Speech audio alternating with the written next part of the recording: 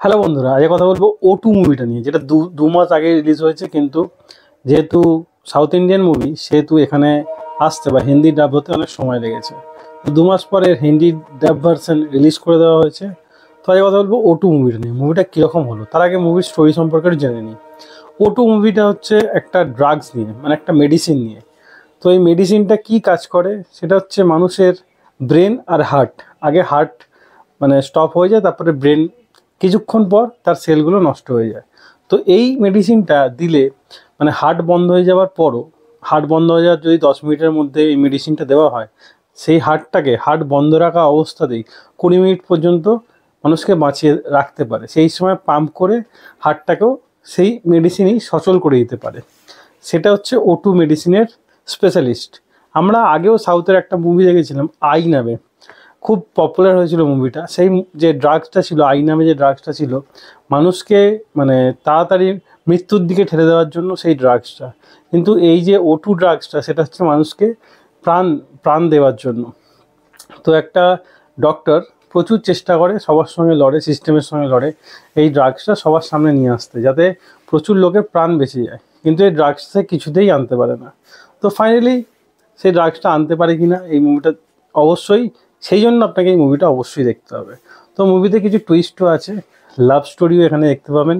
এই যে ডক্টর, একটা মহিলা, সে একটা ছেলের প্রেমে পড়ে যায়। সেই ছেলেটা আবার আরজে। প্রেমে পড়ে যাওয়ার পর কিন্তু তার ওপরই ইনডাইরেক্টলি তার ওপরই অ্যাপ্লাই করে এই ড্রাগসটা, এবং সে বেঁচেও যায়। যে ডাক্তার তার ঘোর বিরোধী ছিল, সে তার পক্ষে চলে আসে এই ড্রাগসটা সবার সামনে আসার জন্য। যতক্ষণ না কোনো জিনিস যখন আবিষ্কার হয়, ততক্ষণ পর্যন্ত তার নাম হয় না, যতক্ষণ সে নিজের ওপর না টেস্ট করে।